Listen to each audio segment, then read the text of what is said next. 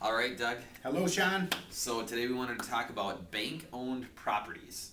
Yes. And you're talking about purchasing a bank-owned property, Right. which is a lot of properties these days are bank-owned. So what is the first thing, if I'm thinking maybe I want to buy a bank-owned property, what's the number one thing I need to know? Alrighty. And first First off, thing. I just want to say that they're also known as REOs, real estate owned Okay, properties. The bank REO. has a department. When they take a house back, they put it in the real estate owned department. That's where the REO comes from. Okay. Most people know them as bank-owned properties or foreclosures. Okay. So the best thing to remember about buying a foreclosed property is, number one, you're buying it as is, and Okay. number two, that if it is going to be your next home you're going to live in, you have to be prepared to not buy it. And the reason I say that is that most of the contracts that banks ask you to sign, they're either the contract or an addendum to the regular purchase agreement. They ask you to sign this addendum, and there's a clause in there that says the bank could cancel their contract with you at any time prior to the prior to the time of closing. So if you're supposed to close at 3 o'clock in the afternoon 30 days from now on a Friday, and that Friday comes up at 2:30, and they might just call up and say they're not closing. But why would they want to do that? They got another offer that's Okay. higher than yours. Okay. And so it's a little different than buying a regular home from a regular seller. Okay. Because most of the time, one person backs out, there's consequences.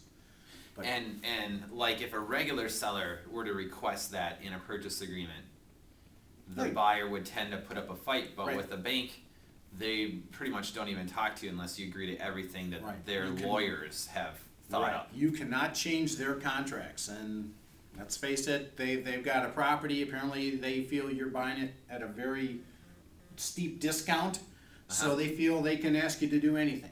Yeah. So the recommendation is, Banks are kind of the opposite of flexible they're when the it comes opposite. to language in a purchase agreement and how to Correct. buy one of their properties. Okay. all right, and so what happens is that, so you have to be prepared that you might not buy this house. So Okay. if you're gonna live in it, and you got your house sold, or you're moving out of your apartment, you're expecting to close on this bank, you better have an alternative plan B to move somewhere else. Okay. Because you might not buy this property. Yeah, You like might don't be- try to time it with No, the movers. that isn't gonna work.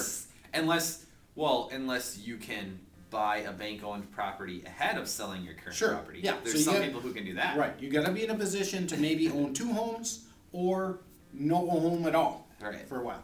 Okay. Okay, so that's the one big warning, so don't expect the bank to automatically show up on the day of closing. That's one Okay. big warning. The other big warning is as is, you're buying the property as is. A lot of times they have the water turned off, the power's turned off. Usually, the bank is gonna make you pay for the expense of turning everything back on. For example, in the wintertime, they winterize the property, Right. turn off all the water, flush everything with antifreeze. You have to go back in to test it. If you want to do an inspection, you have to turn everything back on, so you have to pay for all that to be done and then redone back to winterized. So there's sometimes the bank will negotiate on who pays for what on that, but Okay. you got to be prepared for some of these things. As is means as is. If you do a home inspection, you find something wrong, you're gonna buy it that way. They're usually not gonna fix it.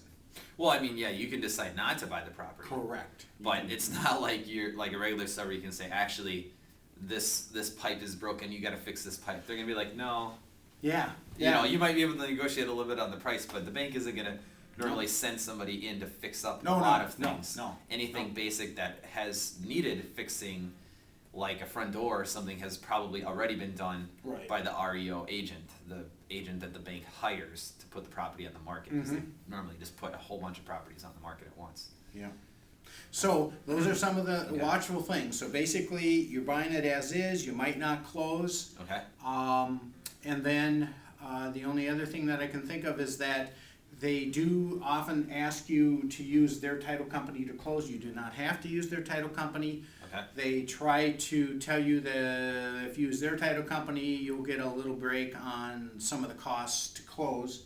And that is true, but I recommend that maybe, unless you know the title insurance company they're using, you might want to use your own, pay a little bit more. At least you know who you're dealing with, and it's your title company, not the bank's title company. Okay. And those are the big things to watch out for. You can get good deals, but you just have to be prepared. It's not the same as buying a regular home. Okay, good to know. All right, Okay, thanks, great. Doug. You bet. Okay, bye. Mhm.